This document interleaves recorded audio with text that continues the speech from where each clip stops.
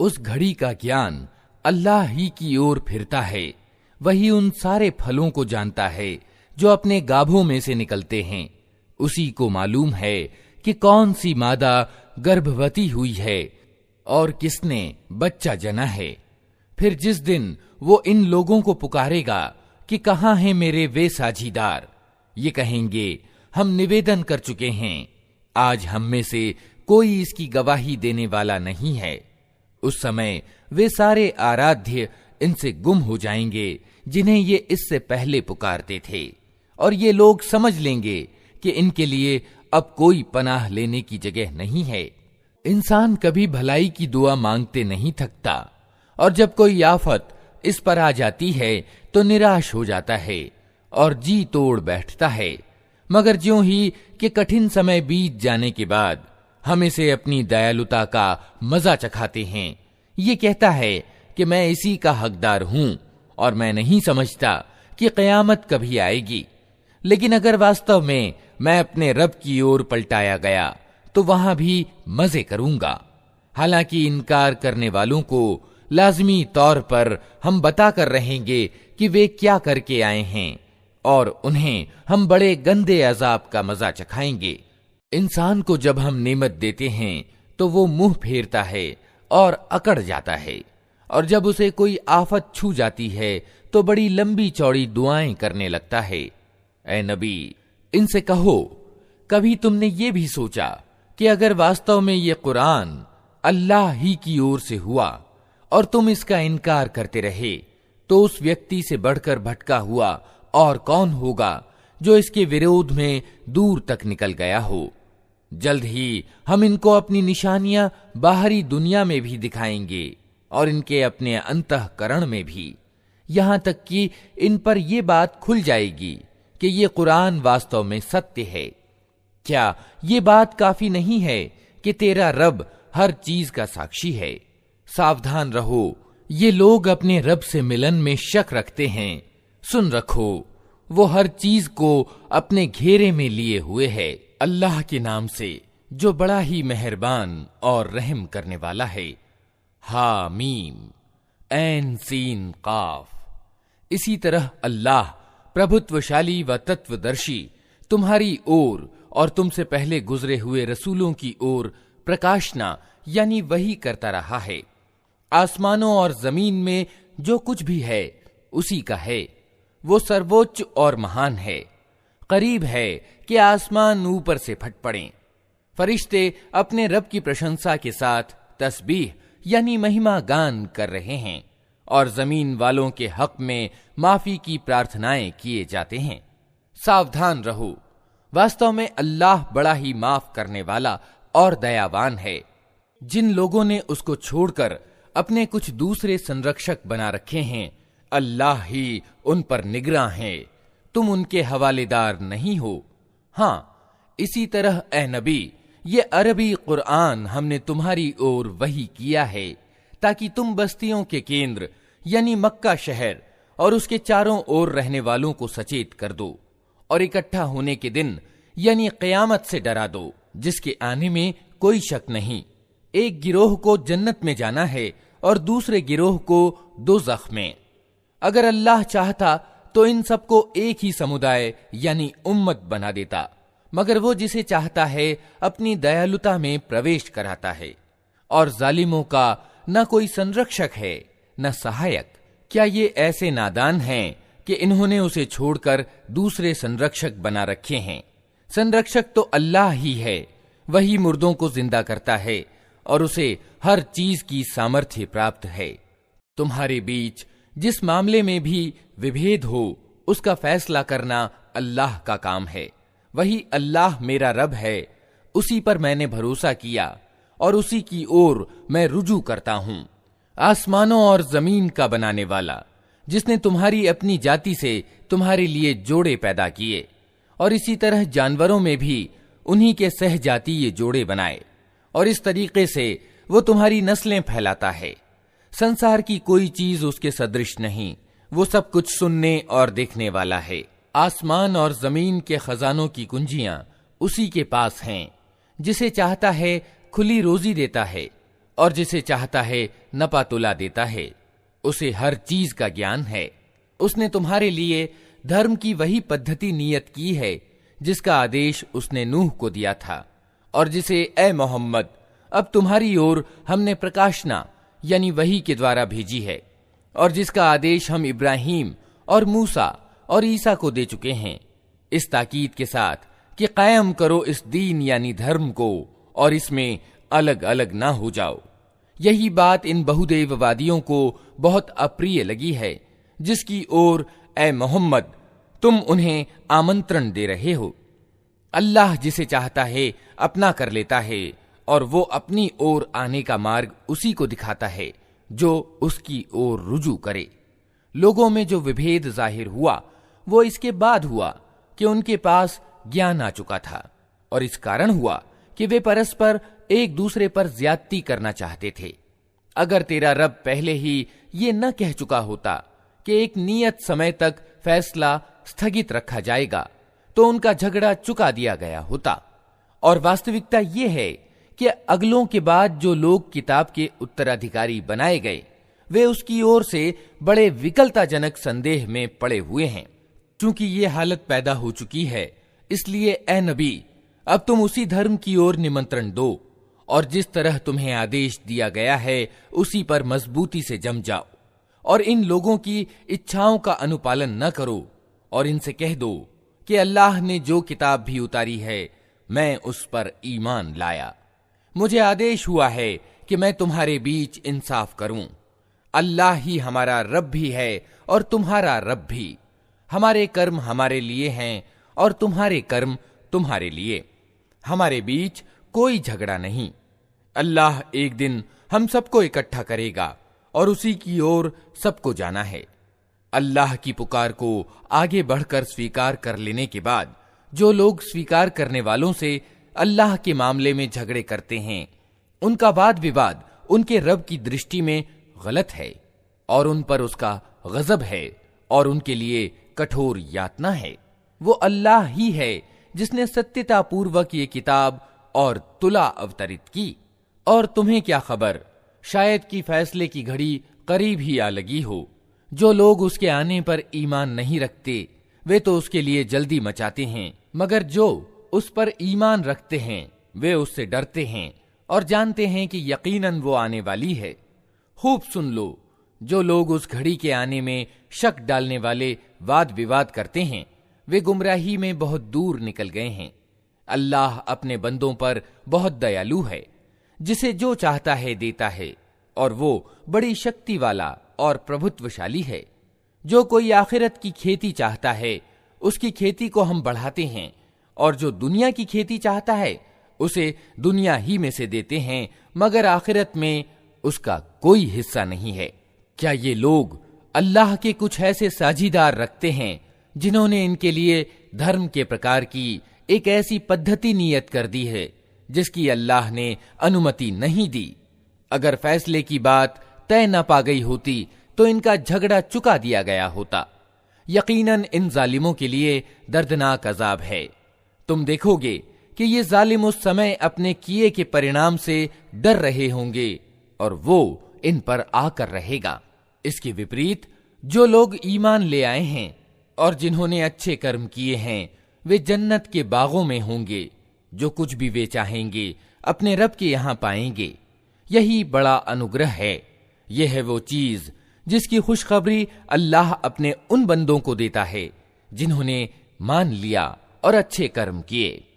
ऐ नबी, इन लोगों से कह दो कि मैं इस काम पर तुमसे किसी बदले का उम्मीदवार नहीं हूं, अलबत्ता समीपता का प्रेम भाव जरूर चाहता हूं।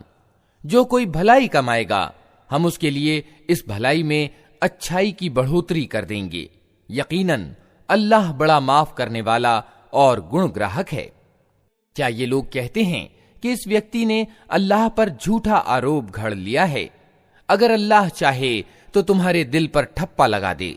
वो असत्य को मिटा देता है और सत्य को अपने आदेशों से सत्य कर दिखाता है।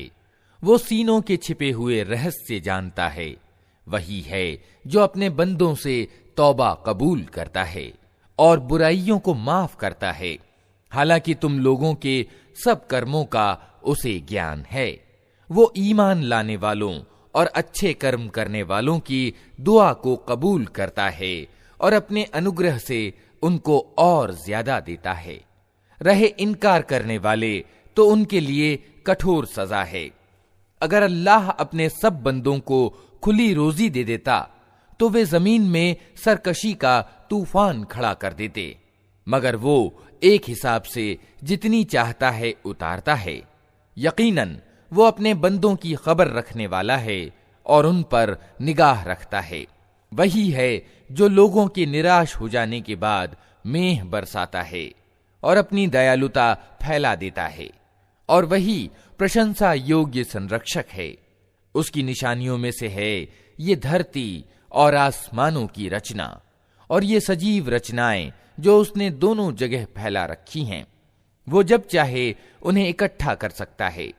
तुम लोगों पर जो मुसीबत भी आई है तुम्हारे अपने हाथों की कमाई से आई है, और बहुत से अपराधों को वो वैसे ही माफ करता जाता है। तुम जमीन में अपने अल्लाह को निरुपाय कर देने वाले नहीं हो, और अल्लाह के मुकाबले में तुम कोई संरक्षक और सहायक नहीं रखते। उसकी निशानियों में से हैं ये जहाज जो समुद्र में पहाड़ों की तरह दिखाई देते हैं। अल्लाह जब चाहे हवा को ठहरा दे और ये समुद्र की पीठ पर खड़े के खड़े रह जाएं। इसमें बड़ी निशानियां हैं हर उस व्यक्ति के लिए जो पूर्णतः सब्र से काम करने वाला और कृतज्ञता दिखाने वाला हो, या उन पर सवार होने वालों के बहुत से गुनाहों को माफ करते हुए उनकी कुछ ही करतूतों के बदले में उन्हें डुबो दे, और उस समय हमारी आयतों में झगड़े करने वालों को पता चल जाए कि उनके लिए कोई पनाह की जगह नहीं है। जो कुछ भी तुम लोगों को दिया गया है वो सिर्फ दुनिया की कुछ दिनों की जिंदगी का सामान है, और जो कुछ अल्लाह के यहाँ है वो अच्छा भी है और बाकी रहने वाला भी। वो उन लोगों के लिए है जो ईमान लाए हैं और अपने रब पर भरोसा करते हैं, जो बड़े बड़े गुनाहों और अश्लील कर्मों से बचते हैं और अगर गुस्सा आ जाए तो माफ कर जाते हैं, जो अपने रब का आदेश मानते हैं, नमाज कायम करते हैं, अपने मामले आपस के परामर्श से चलाते हैं। हमने जो कुछ भी रोजी उन्हें दी है उसमें से खर्च करते हैं, और जब उन पर ज्यादती की जाती है तो उसका मुकाबला करते हैं। बुराई का बदला वैसी ही बुराई है, फिर जो कोई माफ कर दे और सुधार करे उसका बदला अल्लाह के जिम्मे है। अल्लाह जालिमों को पसंद नहीं करता, और जो लोग जुल्म होने के बाद बदला लें तो उनकी निंदा नहीं की जा सकती। निंदनीय तो वे हैं जो दूसरों पर जुल्म करते हैं और जमीन में नाहक ज्यादतियां करते हैं। ऐसे लोगों के लिए दर्दनाक अजाब है। अलबत्ता जो व्यक्ति सब्र से काम ले और माफ करे तो ये बड़े साहसपूर्ण कामों में से है। जिसको अल्लाह ही गुमराही में फेंक दे उसका कोई संभालने वाला अल्लाह के बाद नहीं है। तुम देखोगे कि ये जालिम जब अजाब देखेंगे तो कहेंगे अब पलटने की भी कोई राह है, और तुम देखोगे कि ये जहन्नम के सामने जब लाए जाएंगे तो अपमान के कारण झुके जा रहे होंगे और उसको निगाह बचा बचा कर कनखियों से देखेंगे। उस समय वे लोग जो ईमान लाए थे कहेंगे कि वास्तव में वास्तविक घाटा उठाने वाले वही हैं जिन्होंने आज क़यामत के दिन अपने आप को और अपने संबंधियों को घाटे में डाल दिया। सावधान रहो, जालिम लोग स्थायी अजाब में होंगे और उनके कोई समर्थक और संरक्षक न होंगे जो अल्लाह के मुकाबले में उनकी सहायता को आए। जिसे अल्लाह गुमराही में फेंक दे उसके लिए बचाव की कोई राह नहीं। मान लो अपने रब की बात पहले इससे कि वो दिन आए जिसके टलने का कोई उपाय अल्लाह की ओर से नहीं है। उस दिन तुम्हारे लिए कोई पनाह लेने की जगह न होगी और न कोई तुम्हारी हालत को बदलने की कोशिश करने वाला होगा। अब अगर ये लोग मुंह मोड़ते हैं तो ए नबी, हमने तुमको इन पर निगहबान बनाकर तो नहीं भेजा है, तुम पर तो सिर्फ बात पहुंचा देने की जिम्मेदारी है। इंसान का हाल ये है कि जब हम उसे अपनी दयालुता का मजा चखाते हैं तो उस पर फूल जाता है, और अगर उसके अपने हाथों का किया धरा किसी मुसीबत के रूप में उस पर उलट पड़ता है तो बड़ा कृतघ्न बन जाता है। अल्लाह जमीन और आसमानों की बादशाही का मालिक है, जो कुछ चाहता है पैदा करता है, जिसे चाहता है लड़कियां देता है, जिसे चाहता है लड़के देता है, जिसे चाहता है लड़के और लड़कियां मिला जुला कर देता है, और जिसे चाहता है बांझ कर देता है। वो सब कुछ जानता है और हर चीज की सामर्थ्य रखता है। किसी इंसान का ये मकाम नहीं है कि अल्लाह उससे आमने सामने बात करे। उसकी बात या तो वही यानी संकेत के तौर पर होती है या पर्दे के पीछे से, या फिर वो कोई संदेश वाहक यानी फरिश्ता भेजता है और वो उसके आदेश से जो कुछ चाहता है प्रकाशना व्यक्त करता है। वो सर्वोच्च और तत्वदर्शी है। और इसी प्रकार ए नबी, हमने अपने आदेश से एक रूह यानी प्राण एवं सार तत्व तुम्हारी ओर प्रकाशना की है। तुम्हें कुछ पता न था कि किताब क्या होती है और ईमान क्या होता है, मगर उस रूह को हमने एक प्रकाश बना दिया, जिससे हम मार्ग दिखाते हैं अपने बंदों में से जिसे चाहते हैं।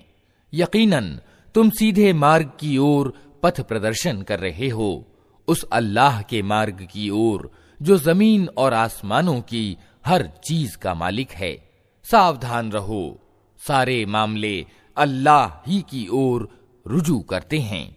अल्लाह के नाम से जो बड़ा ही मेहरबान और रहम करने वाला है। हामीम। कसम है इस स्पष्ट किताब की कि हमने इसे अरबी भाषा का कुरान बनाया है ताकि तुम लोग इसे समझो, और वास्तव में ये मूल किताब में अंकित है, हमारे यहाँ बड़ी उच्च कोटि की और तत्वदर्शिता से परिपूर्ण किताब।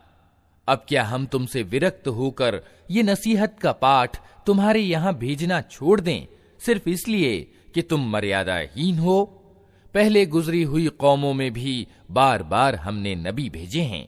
कभी ऐसा नहीं हुआ कि कोई नबी उनके यहाँ आया हो और उन्होंने उसकी हंसी ना उड़ाई हो। फिर जो लोग इनसे कई दर्जे ज्यादा शक्तिशाली थे, उन्हें हमने तबाह कर दिया। पिछली कौमों की मिसालें गुजर चुकी हैं। अगर तुम इन लोगों से पूछो कि जमीन और आसमानों को किसने पैदा किया है, तो ये खुद कहेंगे कि उन्हें उसी प्रभुत्वशाली सर्वज्ञ सत्ता ने पैदा किया है, वही ना जिसने तुम्हारे लिए इस जमीन को गहवारा बनाया और इसमें तुम्हारे लिए रास्ते बना दिए ताकि तुम अपनी अभीष्ट मंजिल की राह पा सको, जिसने एक विशेष मात्रा में आसमान से पानी उतारा और उसके द्वारा मुर्दा जमीन को जिला उठाया। इसी तरह एक दिन तुम जमीन से निकालकर बाहर किए जाओगे। वही जिसने ये सारे जोड़े पैदा किए और जिसने तुम्हारे लिए नौकाओं और जानवरों को सवारी बनाया ताकि तुम उनकी पीठ पर चढ़ो, और जब उन पर बैठो तो अपने रब का एहसान याद करो और कहो कि पाक है वो जिसने हमारे लिए इन चीजों को वशीभूत कर दिया, नहीं तो हम इन्हें काबू में लाने की शक्ति नहीं रखते थे, और एक दिन हमें अपने रब की ओर पलटना है। ये सब कुछ जानते और मानते हुए भी इन लोगों ने उसके बंदों में से कुछ को उसका अंश बना डाला। वास्तविकता ये है कि इंसान खुला कृतघ्न है। क्या अल्लाह ने अपने पैदा किए हुए में से अपने लिए बेटियां चुनी और तुम्हें बेटे प्रदान किए? और हाल ये है कि जिस औलाद को ये लोग उस करुणामय ईश्वर से संबद्ध करते हैं, उसके जन्म की खुशखबरी जब खुद इनमें से किसी को दी जाती है तो उसके मुंह पर सियाही छा जाती है और वो शोक से भर जाता है। क्या अल्लाह के हिस्से में वो औलाद आई जो जेवरों में पाली जाती है और वाद विवाद में अपना अभिप्राय पूर्ण रूप से स्पष्ट भी नहीं कर सकती? इन्होंने फरिश्तों को, जो करुणामय ईश्वर के खास बंदे हैं, औरतें ठहरा लिया। क्या उनकी शारीरिक रचना इन्होंने देखी है? इनकी गवाही लिख ली जाएगी और इन्हें इसकी जवाबदेही करनी होगी। ये कहते हैं, अगर करुणामय ईश्वर चाहता कि हम उनकी पूजा न करें तो हम कभी भी उनको न पूजते। ये इस मामले की वास्तविकता को बिल्कुल नहीं जानते, सिर्फ तीर तुक्के लड़ाते हैं। क्या हमने इससे पहले कोई किताब इनको दी थी जिसका प्रमाण फरिश्तों के प्रति अपनी इस इबादत के लिए ये अपने पास रखते हों? नहीं, बल्कि ये कहते हैं कि हमने अपने बाप दादा को एक तरीके पर पाया है और हम उन्हीं के पद चिन्हों पर चल रहे हैं। इसी तरह तुमसे पहले जिस बस्ती में भी हमने कोई डराने वाला भेजा, उसके खाते पीते लोगों ने यही कहा कि हमने अपने बाप दादा को एक तरीके पर पाया है और हम उन्हीं के पद चिन्हों का अनुगमन कर रहे हैं। हर नबी ने उनसे पूछा, क्या तुम उसी डगर पर चले जाओगे, चाहे मैं तुम्हें उस मार्ग से ज्यादा ठीक मार्ग बताऊं जिस पर तुमने अपने बाप दादा को पाया है? उन्होंने सारे रसूलों को यही जवाब दिया कि जिस धर्म की ओर बुलाने के लिए तुम भेजे गए हो, हम उसका इनकार करते हैं। आखिरकार हमने उनकी खबर ले डाली और देख लो कि झुठलाने वालों का क्या परिणाम हुआ। याद करो वो समय जब इब्राहिम ने अपने बाप और अपनी कौम से कहा था कि तुम जिनकी बंदगी करते हो, मेरा उनसे कोई संबंध नहीं, मेरा संबंध सिर्फ उससे है जिसने मुझे पैदा किया, वही मुझे राह दिखाएगा। और इब्राहिम यही शब्द अपने पीछे अपनी औलाद में छोड़ गया ताकि वे उसकी ओर रुजू करें। इस पर भी जब ये लोग दूसरों की बंदगी करने लगे तो मैंने इनको मिटा नहीं दिया, बल्कि मैं इन्हें और इनके बाप दादा को जीवन सामग्री देता रहा, यहां तक कि इनके पास सत्य और खोल खोल कर बयान करने वाला रसूल आ गया। मगर जब वो सत्य इनके पास आया तो इन्होंने कह दिया कि ये तो जादू है और हम इसको मानने से इनकार करते हैं। कहते हैं, यह कुरान दोनों शहरों के बड़े आदमियों में से किसी पर क्यों न अवतरित किया गया? क्या तेरे रब की दयालुता ये लोग बांटते हैं? दुनिया की जिंदगी में इनके जीवन यापन के साधन तो हमने इनके बीच बांटे हैं और इनमें से कुछ लोगों को कुछ दूसरे लोगों पर हमने कई दर्जे उच्चता दी है ताकि ये एक दूसरे से सेवा कार्य लें। और तेरे रब की दयालुता अर्थात पैगंबरी उस धन से ज्यादा मूल्यवान है जो इनके धनवान समेट रहे हैं। अगर ये आशंका न होती कि सारे लोग एक ही तरीके के हो जाएंगे तो हम करुणामय ईश्वर के प्रति इनकार की नीति अपनाने वालों के घरों की छतें और उनकी सीढ़ियां, जिनसे वे अपने बाला खानों यानी अटारियों पर चढ़ते हैं, और उनके दरवाजे और उनके तख्त जिन पर वे तकिए लगाकर बैठते हैं, सब चांदी और सोने के बना देते। ये तो दुनिया की जिंदगी की सामग्री है और आखिरत यानी परलोक तेरे रब के यहाँ सिर्फ डर रखने वालों के लिए है। जो व्यक्ति रहमान के स्मरण की उपेक्षा करता है, हम उस पर एक शैतान नियुक्त कर देते हैं और वो उसका साथी बन जाता है। ये शैतान ऐसे लोगों को सन्मार्ग पर आने से रोकते हैं और वे अपनी जगह ये समझते हैं कि हम ठीक जा रहे हैं। अंततः जब वो व्यक्ति हमारे यहाँ पहुंचेगा तो अपने शैतान से कहेगा, काश मेरे और तेरे बीच पूर्व और पश्चिम की दूरी होती, तू तो बहुत ही बुरा साथी निकला। उस समय इन लोगों से कहा जाएगा कि जब तुम जुल्म कर चुके तो आज ये बात तुम्हारे लिए कुछ भी लाभदायक नहीं है कि तुम और तुम्हारे शैतान अजाब में समभागी हैं। अब क्या ए नबी, तुम बहरों को सुनाओगे या अंधों और खुली गुमराही में पड़े हुए लोगों को राह दिखाओगे? अब तो हमें इनको सजा देनी है, चाहे हम तुम्हें दुनिया से उठा लें या तुमको आंखों से इनका वो परिणाम दिखा दें जिसका हमने इनसे वादा किया है। हमें इन पर पूरी सामर्थ्य प्राप्त है। तुम हर हाल में उस किताब को मजबूती से थामे रहो जो प्रकाशना यानी वही के द्वारा तुम्हारे पास भेजी गई है, यकीनन तुम सीधे मार्ग पर हो। वास्तविकता ये है कि ये किताब तुम्हारे लिए और तुम्हारी कौम के लिए एक बड़ा श्रेय यानी सम्मान है, और जल्द ही तुम लोगों को इसकी जवाबदेही करनी होगी।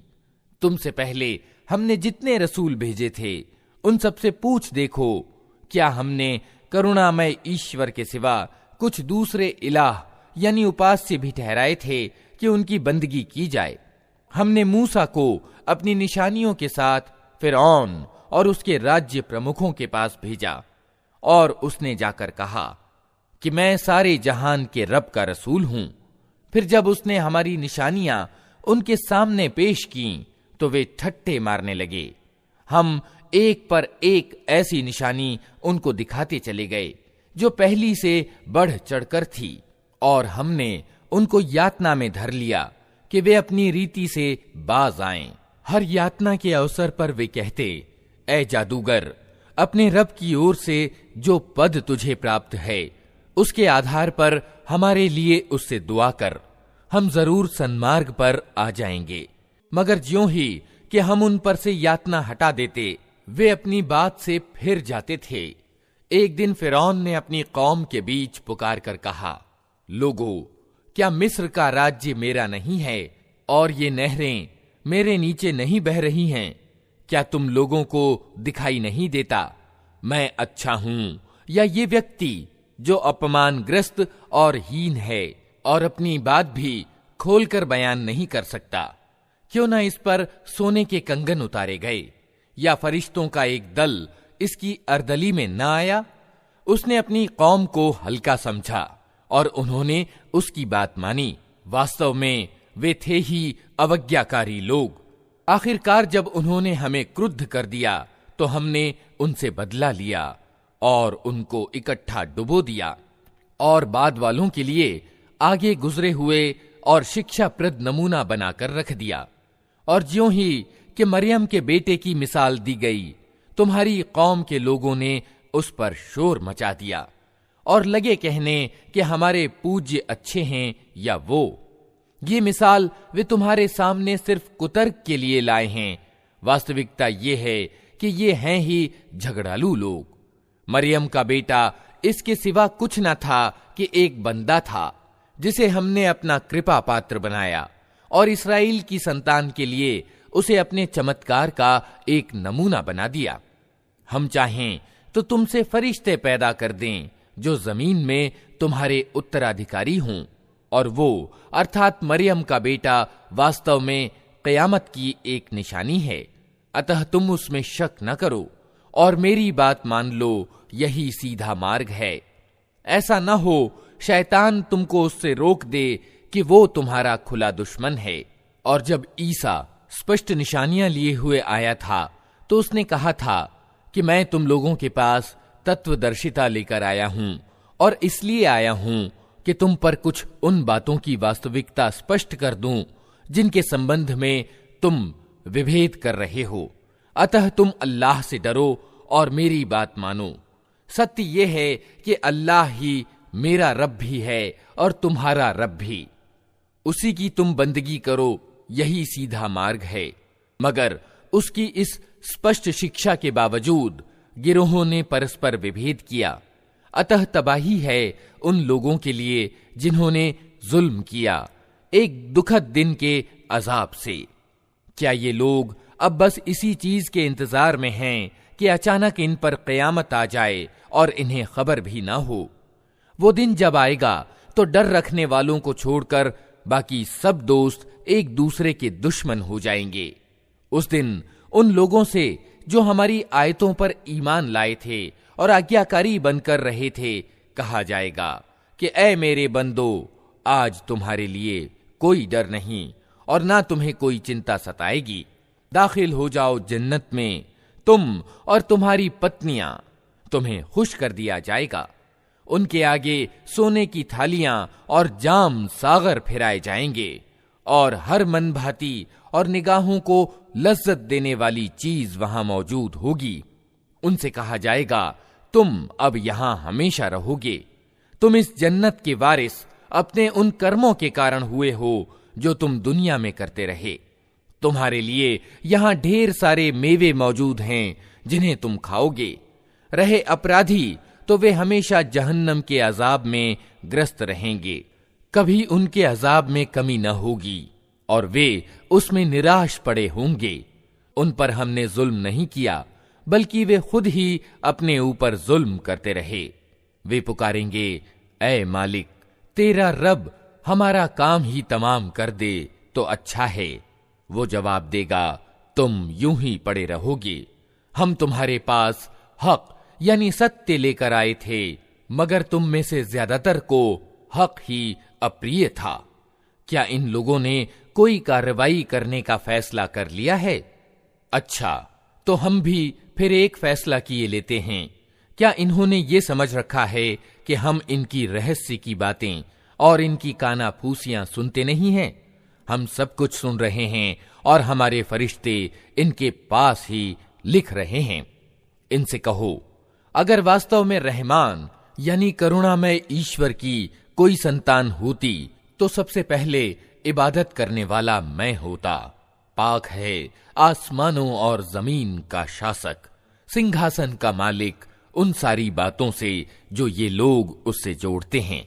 अच्छा, इन्हें अपने तथ्यहीन विचारों में निमग्न और अपने खेल में व्यस्त रहने दो, यहां तक कि ये अपना वो दिन देख लें जिससे इन्हें डराया जा रहा है। वही एक आसमान में भी इलाह यानी ईश्वर है और जमीन में भी इलाह यानी ईश्वर, और वही तत्वदर्शी और सर्वज्ञ है। बहुत उच्च और सर्वोपरि है वो जिसके अधिकार में जमीन और आसमानों और हर उस चीज की बादशाही है जो जमीन और आसमानों के बीच पाई जाती है। और वही क़यामत की घड़ी का ज्ञान रखता है और उसी की ओर तुम सब पलटाए जाने वाले हो। उसको छोड़कर ये लोग जिन्हें पुकारते हैं उन्हें किसी सिफारिश का अधिकार प्राप्त नहीं, सिवाय इसके कि कोई ज्ञान के आधार पर हक की गवाही दे। और अगर तुम इनसे पूछो कि इन्हें किसने पैदा किया है तो ये खुद कहेंगे कि अल्लाह ने। फिर कहां से ये धोखा खा रहे हैं? कसम है रसूल के इस कथन की कि ए रब, ये वे लोग हैं जो मानते नहीं। अच्छा, ए नबी, इनसे नजर हटा लो और कह दो कि सलाम है तुम्हें, जल्द ही इन्हें मालूम हो जाएगा। अल्लाह के नाम से जो बड़ा ही मेहरबान और रहम करने वाला है। हामीम। कसम है इस स्पष्ट किताब की कि हमने इसे एक बड़ी भलाई और बरकत वाली रात में उतारा है, क्योंकि हम लोगों को सावधान करने का इरादा रखते थे। ये वो रात थी जिसमें हर मामले का तत्वदर्शिता युक्त निर्णय हमारे आदेश से प्रचलित किया जाता है। हम एक रसूल भेजने वाले थे तेरे रब की दयालुता के रूप में। निश्चय ही वो सब कुछ सुनने और जानने वाला है। आसमानों और जमीन का रब और हर उस चीज का रब जो आसमान और जमीन के बीच है। यदि तुम लोग वास्तव में विश्वास रखने वाले हो, कोई माबूद यानी आराध्य उसके सिवा नहीं है। वही जीवन प्रदान करता है और वही मृत्यु देता है। तुम्हारा रब तुम्हारे उन पूर्वजों का रब जो पहले गुजर चुके हैं, किंतु वास्तव में इन लोगों को विश्वास नहीं है, बल्कि ये अपने संदेह में पड़े खेल रहे हैं। अच्छा, प्रतीक्षा करो उस दिन की जब आकाश प्रत्यक्ष धुआं लिए हुए आएगा और वो लोगों पर छा जाएगा। ये है दुखदायिनी यातना। अब कहते हैं कि पालनहार हम पर से ये यातना टाल दे, हम ईमान लाते हैं। इनकी बेसुधी कहां दूर होती है। इनका हाल तो ये है कि इनके पास रसूल मुबीन आ गया, फिर भी इन्होंने उसकी ओर ध्यान न दिया और कहा कि ये तो सिखाया पढ़ाया बावला है। हम तनिक यातना हटाए देते हैं, तुम लोग फिर वही कुछ करोगे जो पहले कर रहे थे। जिस दिन हम बड़ी चोट लगाएंगे वो दिन होगा जब हम तुमसे बदला लेंगे। हम इनसे पहले फिरौन की जाति को इसी परीक्षा में डाल चुके हैं। उनके पास एक अत्यंत भला रसूल आया और उसने कहा, अल्लाह के बंदों को मुझे सौंप दो, मैं तुम्हारे लिए एक अमानतदार रसूल हूं। अल्लाह के मुकाबले में उद्दंडता न दिखाओ। मैं तुम्हारे सामने अपनी नियुक्ति का स्पष्ट प्रमाण प्रस्तुत करता हूं और मैं अपने रब और तुम्हारे रब की शरण ले चुका हूं, इससे कि तुम मुझ पर आक्रमण करो।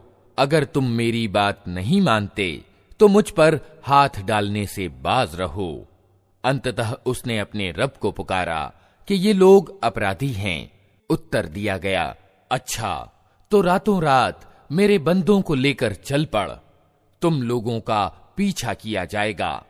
समुद्र को उसके हाल पर खुला छोड़ दे, ये सारी सेना डूब जाने वाली है। कितने ही बाग और स्रोत और खेत और भव्य महल थे जो वे छोड़ गए, कितनी ही सुख सामग्री जिनमें वे मजे कर रहे थे, उनके पीछे धरी रह गई। ये हुआ उनका परिणाम और हमने दूसरों को इन चीजों का उत्तराधिकारी बना दिया। फिर न आकाश उन पर रोया न धरती, और तनिक सी मोहलत भी उनको न दी गई। इस प्रकार इस्राएल की संतान को हमने अत्यंत अपमान युक्त यातना फिरौन से छुटकारा दिया, जो सीमोल्लंघन करने वालों में सचमुच उच्च श्रेणी का आदमी था, और उनकी हालत जानते हुए उनको संसार की अन्य जातियों के मुकाबले में प्राथमिकता दी और उन्हें ऐसी निशानियां दिखाईं जिनमें स्पष्ट परीक्षा थी। ये लोग कहते हैं, हमारी पहली मृत्यु के सिवा और कुछ नहीं, उसके बाद हम पुनः उठाए जाने वाले नहीं हैं। अगर तुम सच्चे हो तो उठा लाओ हमारे बाप दादा को। ये अच्छे हैं या तुब्बा की जाति और उससे पहले के लोग, हमने उनको इसी कारण विनष्ट किया कि वे अपराधी हो गए थे। ये आकाशों और धरती और इनके बीच की चीजें हमने कुछ खेल के रूप में नहीं बना दी हैं। उनको हमने हक के आधार पर पैदा किया है, किंतु इनमें से अधिकतर लोग जानते नहीं हैं। इन सब के उठाए जाने के लिए निश्चित समय, निर्णय का दिन है, वो दिन जब कोई अपना निकटतम व्यक्ति अपने किसी निकटतम के कुछ भी काम ना आएगा और न कहीं से उन्हें कोई सहायता पहुंचेगी, सिवाय इसके कि अल्लाह ही किसी पर दया करे। वो प्रभुत्वशाली और दयावान है। ज़क्कूम यानी थूहड़ का पेड़ गुनहगार का खाना होगा, तेल की तलछट जैसा। पेट में वो इस तरह जोश खाएगा जैसे खौलता हुआ पानी जोश खाता है। पकड़ो इसे और रगेदते हुए ले जाओ इसको जहन्नम के बीचों बीच, और उंडेल दो इसके सिर पर खौलते पानी का अजाब यानी यातना। चख इसका मजा, बड़ा जबरदस्त इज्जतदार आदमी है तू। ये वही चीज है जिसके आने में तुम लोगों को संदेह था। अल्लाह का डर रखने वाले निश्चिंतता की जगह में होंगे, बागों और स्रोतों में रेशम और कमखाब के वस्त्र पहने आमने सामने बैठे होंगे। ये होगा उनका गौरव, और हम गोरी गोरी मृगनयनी स्त्रियों से उनका विवाह कर देंगे। वहां वे निश्चिंतता पूर्वक हर प्रकार की स्वादिष्ट चीजें तलब करेंगे। वहां मृत्यु का मजा वे कभी न चखेंगे। बस दुनिया में जो मृत्यु आ चुकी सो आ चुकी, और अल्लाह अपने अनुग्रह से उनको नरक यातना से बचा देगा। यही बड़ी सफलता है। ऐ नबी, हमने इस किताब को तुम्हारी भाषा में आसान बना दिया है ताकि ये लोग नसीहत हासिल करें। अब तुम भी प्रतीक्षा करो, ये भी प्रतीक्षा में हैं। अल्लाह के नाम से जो बड़ा ही मेहरबान और रहम करने वाला है। हामीम। इस किताब का अवतरण अल्लाह की ओर से है, जो प्रभुत्वशाली और तत्वदर्शी है। वास्तविकता ये है कि आसमानों और जमीन में अगणित निशानियां हैं ईमान लाने वालों के लिए, और तुम्हारी अपनी पैदाइश में और उन जानवरों में जिनको अल्लाह जमीन में फैला रहा है बड़ी निशानियां हैं उन लोगों के लिए जो विश्वास करने वाले हैं। और रात और दिन के अंतर और विभेद में, और उस आजीविका में जिसे अल्लाह आसमान से उतारता है, फिर उसके द्वारा मुर्दा जमीन को जिला उठाता है, और हवाओं की गर्दिश में बहुत सी निशानियां हैं उन लोगों के लिए जो बुद्धि से काम लेते हैं। ये अल्लाह की निशानियां हैं जिन्हें हम तुम्हारे सामने ठीक ठीक बयान कर रहे हैं। अब आखिर अल्लाह और उसकी आयतों के बाद और कौन सी बात है जिस पर ये लोग ईमान लाएंगे? तबाही है हर उस झूठे बुरे कर्म वाले व्यक्ति के लिए जिसके सामने अल्लाह की आयतें पढ़ी जाती हैं और वो उनको सुनता है, फिर पूरे गर्व के साथ अपने इनकार पर इस तरह अड़ा रहता है कि मानो उसने उनको सुना ही नहीं। ऐसे व्यक्ति को दर्दनाक अजाब की खुशखबरी दे दो। हमारी आयतों में से कोई बात जब वो जान लेता है तो वो उनकी हंसी उड़ाता है। ऐसे सब लोगों के लिए रुसवाई है, उनके आगे जहन्नम है। जो कुछ भी उन्होंने दुनिया में कमाया है उसमें से कोई चीज उनके किसी काम ना आएगी, न उनके वे संरक्षक ही उनके लिए कुछ कर सकेंगे जिन्हें अल्लाह को छोड़कर उन्होंने अपना आत्मीय यानी वली बना रखा है। उनके लिए बड़ा अजाब है। यह कुरान सर्वथा मार्गदर्शन है और उन लोगों के लिए बड़ा ही दर्दनाक अजाब है जिन्होंने अपने रब की आयतों को मानने से इनकार किया। वो अल्लाह ही तो है जिसने तुम्हारे लिए समुद्र को वशीभूत किया ताकि उसके आदेश से नौकाएं उसमें चलें, और तुम उसका अनुग्रह तलाश करो और कृतज्ञ हो। उसने जमीन और आसमानों की सारी ही चीजों को तुम्हारे लिए वशीभूत कर दिया, सब कुछ अपने पास से। इसमें बड़ी निशानियां हैं उन लोगों के लिए जो सोच विचार करने वाले हैं। ऐ नबी, ईमान लाने वालों से कह दो कि जो लोग अल्लाह की ओर से बुरे दिन आने की कोई आशंका नहीं रखते, उनकी हरकतों पर क्षमा से काम लें, ताकि अल्लाह खुद एक गिरोह को उसकी कमाई का बदला दे। जो कोई अच्छा कर्म करेगा अपने ही लिए करेगा, और जो बुराई करेगा वो खुद ही उसकी सजा भुगतेगा। फिर जाना तो सबको अपने रब ही की ओर है। इससे पहले इस्राइल की संतान को हमने किताब और हुक्म यानी समझ और निर्णय शक्ति और नुबुवत यानी पैगंबरी प्रदान की थी। उनको हमने अच्छी जीवन सामग्री दी, दुनिया भर के लोगों पर उन्हें श्रेष्ठता प्रदान की और धर्म के विषय में उन्हें स्पष्ट आदेश दे दिए। फिर जो विभेद उनके बीच प्रकट हुआ वो अज्ञान के कारण से नहीं बल्कि ज्ञान ना जाने के बाद हुआ, और इस कारण हुआ कि वे परस्पर एक दूसरे पर ज्यादती करना चाहते थे। अल्लाह कयामत के दिन उन मामलों का फैसला कर देगा जिनमें वे विभेद करते रहे हैं। इसके बाद अब ए नबी, हमने तुमको धर्म के मामले में एक खुले मार्ग यानी शरीयत पर कायम किया है, अतः तुम उसी पर चलो और उन लोगों की इच्छाओं का अनुपालन न करो जो ज्ञान नहीं रखते। अल्लाह के मुकाबले में वे तुम्हारे कुछ भी काम नहीं आ सकते। जालिम लोग एक दूसरे के साथी हैं और डर रखने वालों का साथी अल्लाह है। ये सूझ की रोशनियां हैं सब लोगों के लिए और मार्गदर्शन और दयालुता उन लोगों के लिए जो विश्वास करें। क्या वे लोग जिन्होंने बुराइयां की हैं ये समझे बैठे हैं कि हम उन्हें और ईमान लाने वालों और अच्छे कर्म करने वालों को एक जैसा कर देंगे कि उनका जीना और मरना समान हो जाए? बहुत बुरे हुक्म हैं जो ये लोग लगाते हैं। अल्लाह ने तो आसमानों और जमीन को हक के साथ पैदा किया और इसलिए किया है कि प्रत्येक प्राणी को उसकी कमाई का बदला दिया जाए।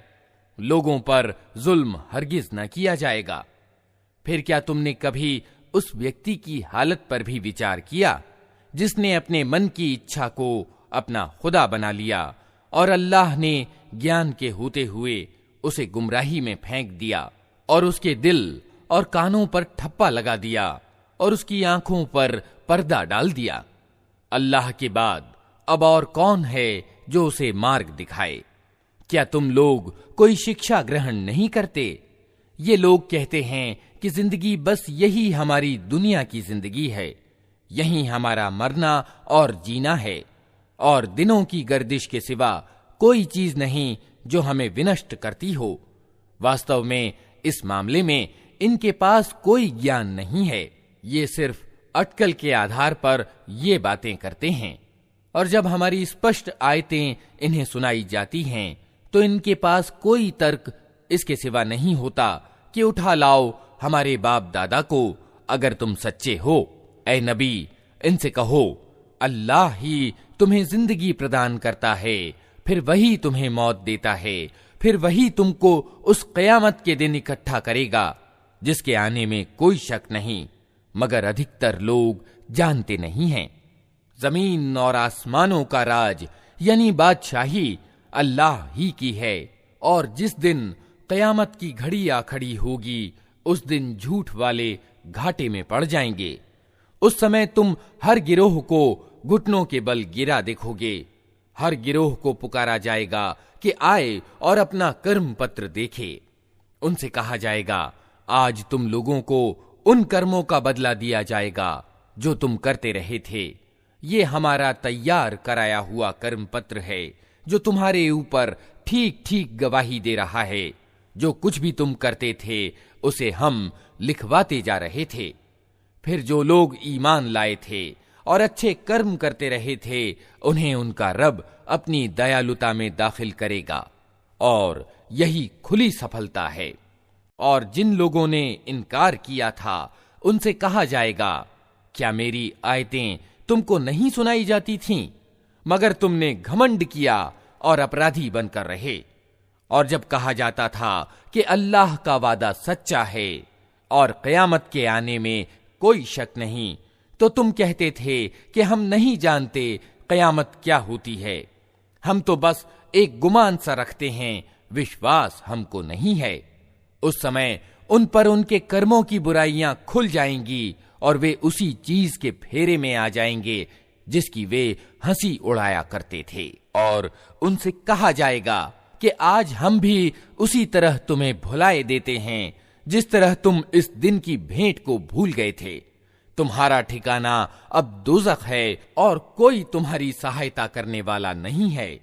ये तुम्हारा परिणाम इसलिए हुआ है कि तुमने अल्लाह की आयतों का मजाक बना लिया था और तुम्हें दुनिया की जिंदगी ने धोखे में डाल दिया था। अतः आज न ये लोग दोज़ख से निकाले जाएंगे और उनसे कहा जाएगा कि माफी मांगकर अपने रब को राजी करो। अतः प्रशंसा अल्लाह ही के लिए है जो जमीन और आसमानों का मालिक और सारे जहान वालों का पालन करता है। जमीन और आसमानों में बड़ाई उसी के लिए है और वही प्रभुत्वशाली और तत्वदर्शी है।